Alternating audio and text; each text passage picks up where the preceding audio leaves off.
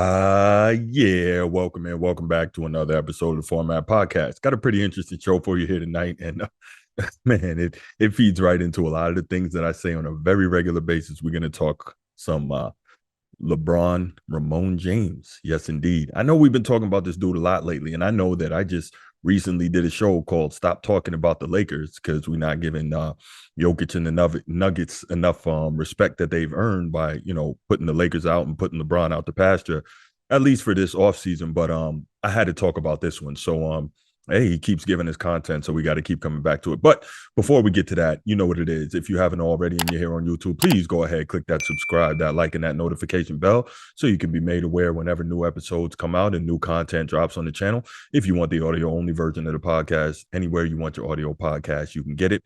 Please like and subscribe to the audio podcast platform and give us that 5-star review, and make sure you share the channel with other people that you know that would love a different voice on the sports talk and love to hear kind of a different viewpoint. A lot of people parrot the same things, and I'm a little different.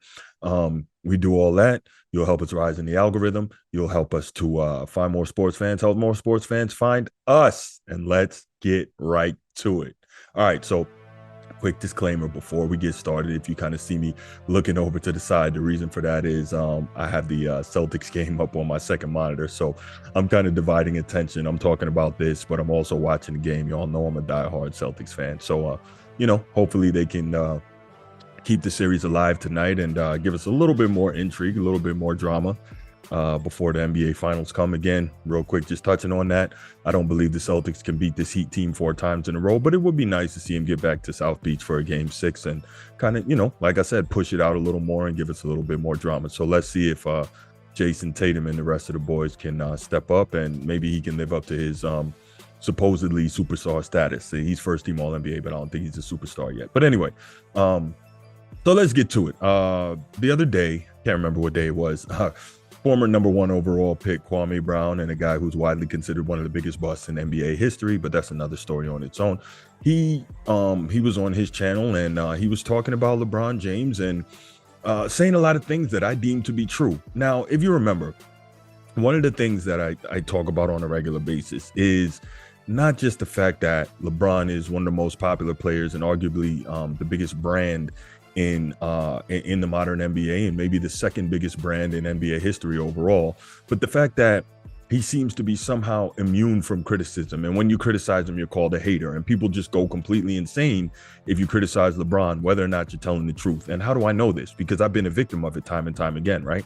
I'm a guy that, again, as you know, if you watch this channel or you listen to this podcast, I've been critical of LeBron James. But the fact is, it's really interesting because I've also been complimentary of LeBron James. I've talked about how he is arguably the greatest Game 7 performer of all time in NBA history. I've talked about how he is one of the greatest playoff performers of all time. I've talked about how he is one of the greatest NBA players of all time, but no one seems to hear any of that, because if you say anything critical of LeBron James, everyone goes insane. Right. And this is what I talk about when I say I'm disgusted by the way this guy's covered, the total lack of objectivity, and how if you're critical of him, as I mentioned, people just lose it, as if no one can say anything about LeBron James that isn't worshiping at his feet. So I'll just reference Kwame Brown. Coming back around, Kwame Brown, he was on his channel and he was talking about LeBron and how LeBron finished out, or I guess maybe failed to finish out Game 4 against the Nuggets. And what he was talking about is something that I've spoken on and something that I've noticed and something that a lot of people who know basketball have noticed. Even though LeBron James is the leading scorer all time in the history of the NBA, his offensive toolkit is relatively limited. And for a guy who's been around for 20 years and has scored as much as he has, it's odd that he lacks a go-to move. It's odd that his offensive toolkit is not more well-developed than it is. Like, that's why you look at a dude like Kobe and you look at the things he could do and you say, man, he's a much better offensive player than LeBron. Obviously, Michael Jordan, on a different level, because obviously he was a big, but you look at a guy like Hakeem Olajuwon, these guys had, or even bringing it forward, Kevin Durant, right? So these guys have much deeper, much more varied offensive skill sets than LeBron James does. And so Kwame Brown was talking about this, and he was really, just from a basketball perspective, didn't talk about LeBron as a person, didn't do anything like that, but talked about, the fact that remember, Kwame Brown was drafted by and played with Michael Jordan in his first stop with the Washington Wizards. And then, of course, he spent time playing with Kobe. He was in the league when Tracy McGrady was at their prime, and he referenced all three of those, talking about how, as well as Paul Pierce, those were guys who would get to their spot and be able to rise up and knock down a shot. And he's saying, well, why can't LeBron do that? He's been in the league 20 years. He's scored all these points. He's supposed to be what he thinks he is and what a lot of people think he is, and that's the greatest of all time. So he should have a much more varied offensive skill set. And that's true. And I don't think there's anything wrong with saying that. But if you are of a certain ilk, there's a big problem with saying that. Okay, so Shannon Sharpe, the same guy who almost got in a fight with the entire Memphis Grizzlies basketball team. And listen, don't get me wrong. I am a fan of Shannon Sharpe. I think he's one of the greatest football players of all time.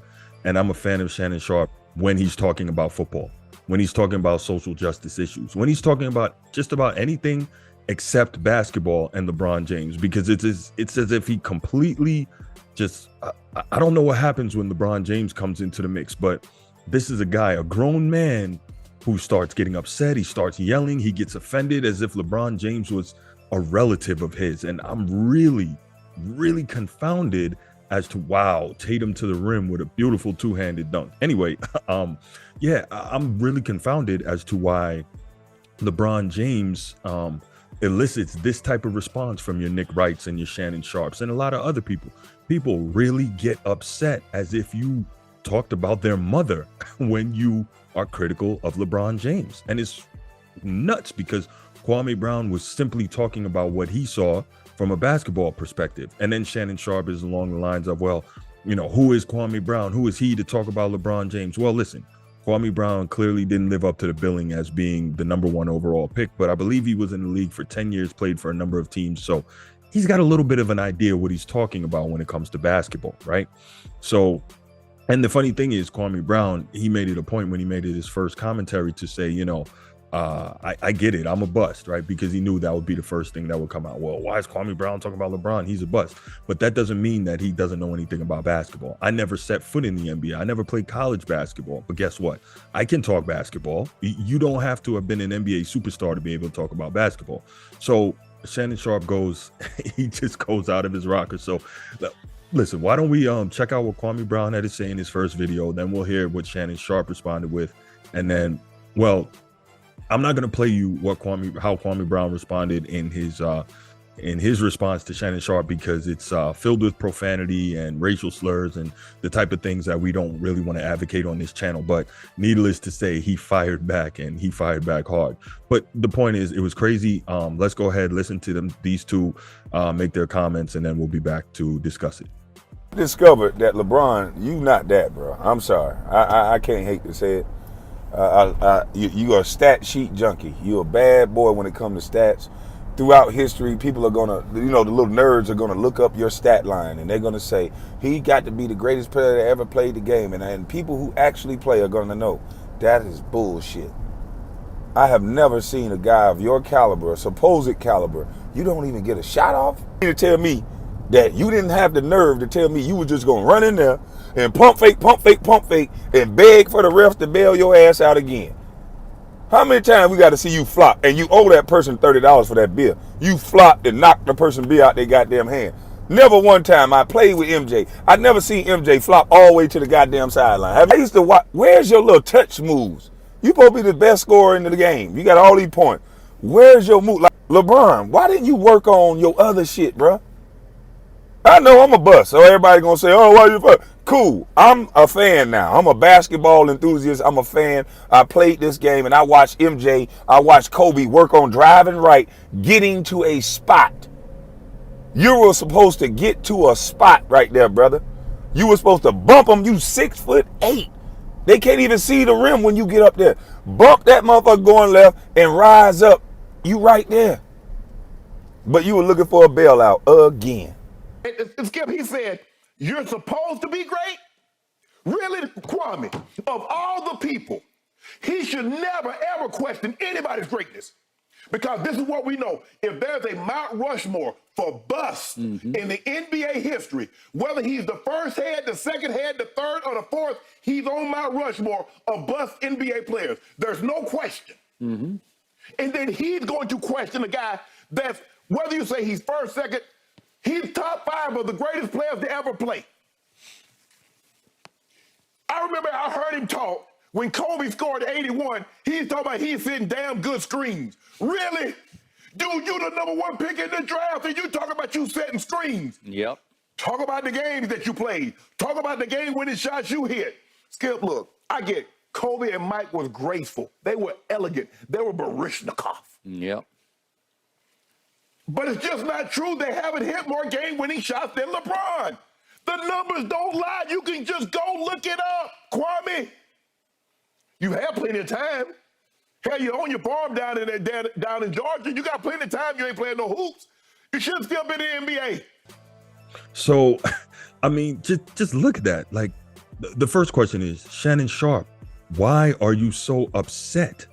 Why are you so upset? Like, again, LeBron is not related to you, bro. What are you so angry about? Because you disagree with Kwame Brown criticizing him? And then your objectivity as a sports media pundit severely comes into question. Well, we know there's never any objectivity when it comes to LeBron in the first place. But the fact is, when Kwame Brown referenced LeBron James, he talked about it purely on a basketball front. And you took the attack and made it personal on Kwame Brown. I really don't understand why you had to do that. What was your point and why it had to go in that direction? Again, this makes you look extremely soft. It makes you look extremely emotional. It's not manly. And that's not the way you should conduct yourself. I just really don't get it. What is it about LeBron James that makes you want to behave like this? Anytime people are critical of this guy, you lose your mind. I mean, think about it. You really tried to get in a fight with the Memphis Grizzlies because you didn't like the fact that they were talking about your guy, right? You always say that, your guy. You want to get into it with Kwame Brown and get into an internet spat and all this foolishness because you didn't like what he had to say about your guy. I mean, this is utterly ridiculous. Y'all are grown men. And I'm not excusing Kwame Brown because I thought his response was, to me, his response screamed degenerate, right? You're using the N-word, which I guarantee if someone who didn't look like you, Kwame Brown, used that word to you, you'd probably be ready to choke him out. You're using that. You're extremely profane. Like that's not a good look. It's really not. And so again, I don't like what I saw. But the fact is, when it comes to LeBron, and I can't say this enough, the Nick Wrights of the world, the Shannon Sharps of the world, and many of the fans who are of LeBron who don't have the platforms like this, they totally lose it. They go out of their mind. And I get it. LeBron is polarizing, but I mean, I've literally had people say that, they want to be like LeBron. Grown men, I want to be LeBron. Really? You grown man? You want to be another man? Like, that doesn't make sense. Grown men behaving as if they want LeBron to be their father. Remember, a while back, I did a pod and I was asking the questions, why? Why do people act like this when it comes to LeBron? Why do they get so upset when you're critical of him? Why? Why does he have the only fan base that behaves like this? I still don't know, but we see it rear its ugly head again. So anyway, what I want to know from you is, what did you think? Did you think that Kwame Brown was out of line with his first comments, basically giving basketball related commentary about what he saw from LeBron James? Do you think that because he didn't live up to his billing as the #1 overall pick, he doesn't have a right to talk about LeBron James? What did you think of Shannon Sharpe's response? Did you think he went overboard with the way he responded and made it personal in attacking Kwame Brown because Kwame Brown chose to have critical thoughts about LeBron James? I would love to hear your comments. Leave them all in the comment section. I'll be back with you next time, and I'm out. Peace.